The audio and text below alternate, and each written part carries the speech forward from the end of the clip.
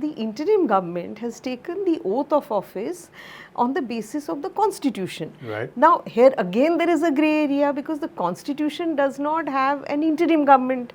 So, they are forming an interim government but taking the oath to preserve the constitution. And who is giving the oath? The president. Right. Now, if you respect the constitution, if that is what is giving legality to this whole structure, then if the president has to resign, he has to resign only to the speaker. Now, speaker does not exist. For the latest in strategic affairs, subscribe to our YouTube channel. Click the bell icon for updates.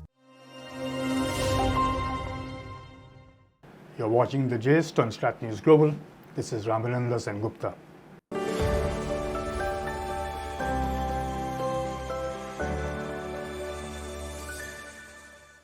Today we are going to be discussing Bangladesh, and our very special guest today is Ambassador Riva Ganguly Das. Thank you so much for joining us, Ambassador. It's a pleasure to have you with us. Ambassador Das has served as High Commissioner to Bangladesh. She's been Secretary East. She's served in missions in New York, in Spain, I believe. That's where you started your career. Yes. And a lot of senior positions in the ministry, and she was DG of the ICCR.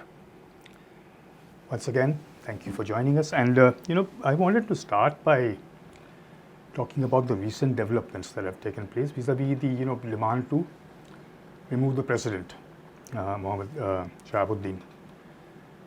The argument seems to be that just because he said we don't have a letter of resignation from Hasina, remove him. So what are your views on this current situation that's happening there? Thank you once again for inviting me. I think it's brought about a very complicated legal and constitutional issue in the forefront. First, we must see the context in which the president made this statement. This was apparently a casual interaction with a journalist. From what I have read in the Bangladeshi papers, that this was not really a formal interview. So the journalist in question casually asked him, have you seen the resignation letter? And when he was asked, because he'd created such a big issue out of it, that why did you ask this question? So this journalist said that I was curious to see what wording has Sheikh Hasina used in her resignation letter. So to that the president said, some believe a little, in passing that, oh, I wish I could also see it, I haven't seen it. So something to that effect. Oh. So that is, and very interestingly, this interview actually took place in September. The interview, okay. the It's meeting. Not something that happened recently. No, the meeting, this, in Bengali as they call Shoujanno Shakhatkar, which is really an informal interaction. So that happened in September, and after so many days, this came up in an article which this particular journalist he has written. So it has created a huge, furor in Bangladesh, and the students who were in the forefront of the whole protest movement are back on the streets again protesting.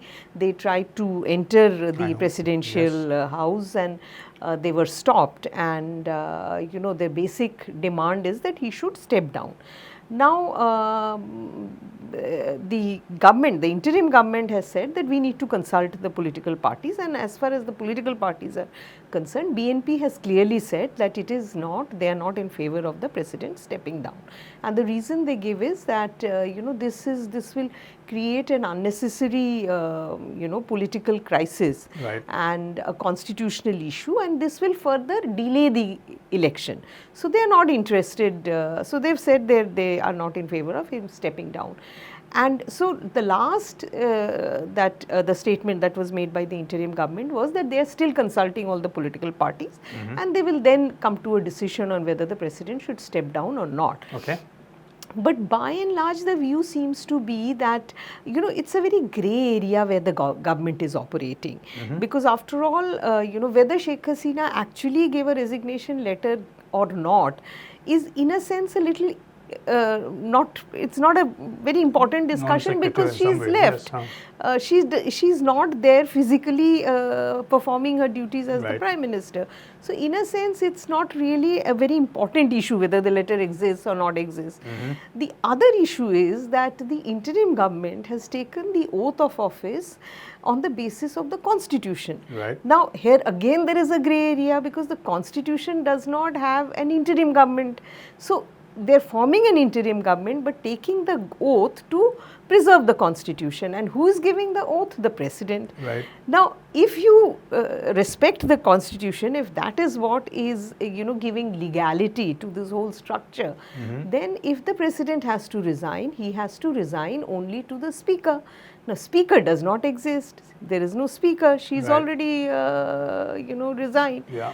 So, it has brought a political and sort of a legal and a constitutional crisis, which I think any major political party would be wary of, entering into, because, then a whole lot of other issues Right. can come up.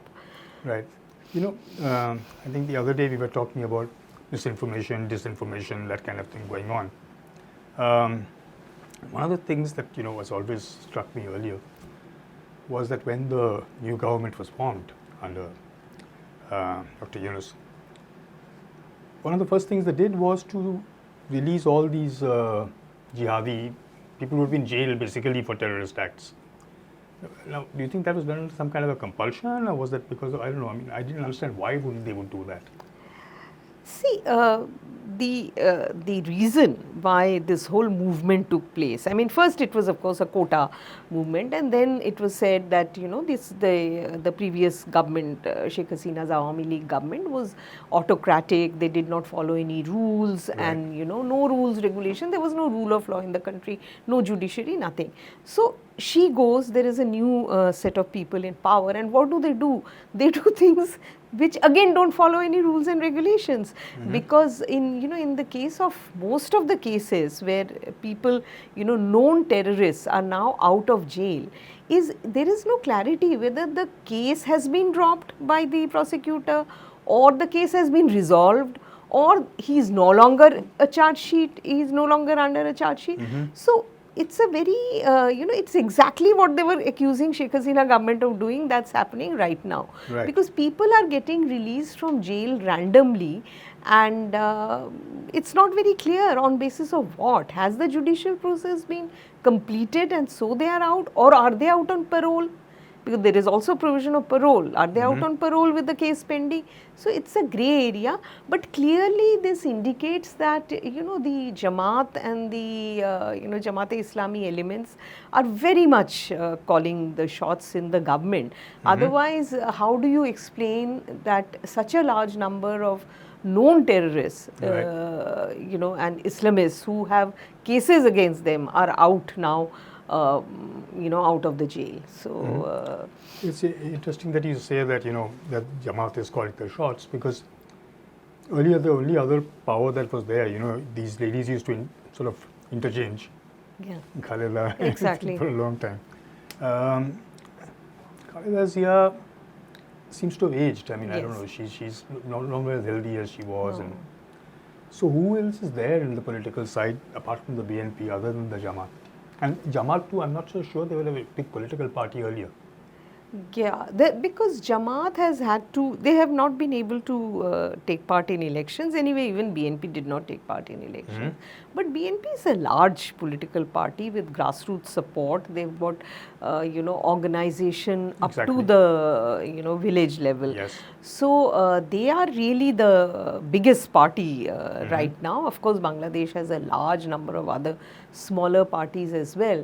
It's quite clear now, after 2.5 months or more of the interim government, that BNP and Jamaat are not going to go into elections together. Right. That, they have separated, they are finding their own way, they are going on their own path. So, but it does not appear that Jamaat would have that sort of, electoral support where, they could give a very decisive fight to the BNP because they are not they do not enjoy that level of support at the grassroots level. So really speaking, the reality is, BNP Awami League. Of course, Awami League is nowhere in the picture right now. But that means it's not the same as in Pakistan, where the Islamists have a lot of street power. Earlier, they never had the political power, but all the parties would use them for street power. And then, of course, you would have to, there'd be a quid pro quo and say that, okay, you can be this minister. Is that the same kind of a situation, or do you see a difference here? See, the street power was mainly with the Chhatra Shibir, the student wing, Awami League's the Jamaat-e-Islami's, student wing, the Shibir, and so they were, they've been operating underground, and very surprisingly, after August 5, they suddenly appeared, and so many closet Shibir activists appear, and they said, oh, I am the Jamaat Shibir head from Dhaka University, I'm here, I'm there. So they have considerable, the student wing of Jamaat-e-Islami has considerable street power. But in terms of real street power, I would think BNP also, Chhatra Dal, as well as BNP itself, is not, it was very difficult for them when Awami League was in power. We have to accept that, they have been arrested en masse, they were not allowed to do their various activities, but they can still, organize, mobilize a lot of people. And if there's no other real alternatives, then anyway they are there. Yeah. So, which brings me to the other question that, soon after this whole thing happened, there were rumors that there's this purge happening of all Awami League people, and everybody's being removed, which ultimately leads to this president being apparently the only constitutional figure there is. All the others have been moved out, and not just people who were in the government, but also people who were known to be supporters. And but all this also apparently has something to do with a strong anti-India sentiment. Is that a correct assessment to make? See, the anti-India sentiment comes because of our association with Sheikh Hasina. And, this has been there. I mean, anti-India sentiment has always been there in Bangladesh. There has been a section of the population and a section of vested interests who have always fueled this sentiment. And, when you live so close to each other, you can always find a reason to, to attack India's designs, India's conspiracy. I mean, conspiracy theories about India's design you can find in the history of Bangladesh. There are, millions of such conspiracy theories. So, but now what they say now there has a solid reason as it so they say that Sheikh Hasina could retain power in an undemocratic manner for such a long time only because of the support from New Delhi. Now that's so in a sense you can also ask that does that mean that Bangladeshis want us to intervene in their internal affairs and make sure that they don't have an autocratic leader? I mean, the logic of this argument, it doesn't stand. It doesn't really stand. So, if you are accusing us of keeping a non-democratic leader, so which means are you saying that we should have intervened at some point of time and made sure that you don't have, a non-democratic leader? So, I get a little baffled at this, this argumentation because as you know, foreign policy is conducted between two governments and at various other level, business people, etc. So, we will obviously deal with the government in power, right? We will, I mean, every interaction will be with the government in power and also with the other political entities. And this is not correct to say that, Indian officials, Indian High Commission or whatever never interacted with BNP. That's not correct. That's a thing which is being said even in our youth delegation, MPs delegation. There were always BNP members of parliament, which we can, the records speak for themselves. Absolutely. So, anti-India sentiment is at at a very high level right now, and I think it will require. Time will settle the anger in Bangladesh, hopefully, and then a lot of work will have to be done to build trust between the people of our two countries, between the government, between a lot of diplomatic work has to be done.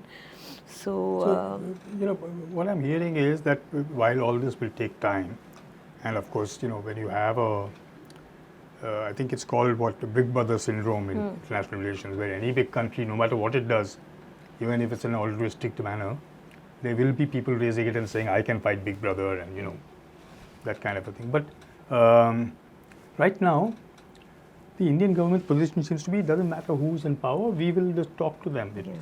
That's the standard position that they're taking. But if the government itself is not legitimate or is seen as illegitimate, then how are we going to sort of again reconcile the two? See, diplomacy you also have to be practical. And this is really not a country which is 5,000 kilometers away in some other part of the world. They are our neighbor. We share a huge border. 5 of our states have international border with Bangladesh. We have maritime boundary, fishing, men's rights, a whole gamut of issues. So no matter what sort of, whoever is in power in Bangladesh, we will have to deal with them in a very practical sort of a way. Maybe, of course, everybody in Bangladesh is also saying that we should move towards an elected government as soon as possible. That is, of course, in a democracy. After all, this whole movement has been for what? For democracy. Absolutely. And how do you establish democracy? Democracy is established by holding a free, fair election where everybody is satisfied. And so, as and when a government comes to power, an elected government comes to power, definitely, longer, bigger agendas can be put on the table. But we will have to deal with whoever is in power. And so, no matter what given the circumstances, this is the government that we have to deal with. In your personal opinion, how long do you think this is going to go on? I mean, are we actually going to see elections sometime soon? Very difficult to predict, very, very difficult to predict. They themselves have come up with all kinds of timelines. I know, but none of them are applicable because they keep saying until we stabilize. Now that's a very vague term. And also I think because the interim government has taken upon itself a very heavy agenda of work, because the word reform, now what all are you going to reform? And also, no matter, history tells us that you can put any amount of checks, controls in place, you can have the best constitution in the world, but still, there is no perfect solution. Absolutely. Okay, so you can always have a leader who can misuse institutions. The solution is really to have institutions which are very strong, which have deep roots, and which people have a commitment to, towards. So these are not things which are going to happen overnight, but these are also things which cannot really be done by a government of the kind that you have now, where there is no elected representative. Absolutely, yes. Okay, so it is, if you're talking about people's will in modern times is reflected through an election process. So you have representatives of the people who have come through an elected process. Only then they can make deep reforms in your government structure, which will last and which will be legitimate and which will not be open to questioning, further down the line. Yes. So these are very complicated questions, but I personally feel that because of this whole issue, the president's resignation issue which has come up, there will be more pressure on the government to have early election. Okay, that's good to hear. Last question before we wind up, because we're running out of time, and this is more of a sort of personal question in the sense that it's something that I've been thinking about. We recently had a media house releasing what they claimed was Sheikh Hasina's, safe house where she's put up, and it also mentioned that she takes walks in Lodi Gardens regularly. Now, given the situation that we have now, and given that Bangladesh has been clamoring for a release, and you do have a lot of Islamists and people around, my question is simple. I mean, as the media, it's our job to expose things, so we go around and do that. But is there a moral position here that needs to be taken? Because, the way I see it, you're actually painting it, regardless of, who she is or whatever. If you're giving her shelter, it's not a good thing to paint a target on her back. Absolutely, I would agree with you. I think, she is a very, she's a target. Let's put it simply, of many interests. So, and the general public doesn't get any wiser by knowing where she is staying. It has created a lot of controversy in Bangladesh, and naturally we have not hidden the fact that she is living here as a guest of Government of India. Right. And if she is living here, naturally being, given the history, given the circumstances under which she's come to India, obviously Government of India will give her the top level of security if she's going to stay here as our guest. So exposing where she stays, where she takes a walk, I thought did not really add much value to our understanding of what is happening in Bangladesh. It has only made her a little vulnerable. On that note, we'll have to bring this interview to an end. Thank you so very much for joining us and for explaining such a lot of things which, I know I learned a lot. Thank you so much. Thank you so much. Thank you. We'll have you again very soon. Sure. My pleasure. My pleasure. Thank you. That was Ambassador Riva Ganguly Das, former High Commissioner to Bangladesh, talking to us rather frankly and freely about what's been going on in Bangladesh of late. I do hope you enjoyed this particular edition of The Gist, and I look forward to seeing you again. Till then, this is Ramananda Sengupta signing out.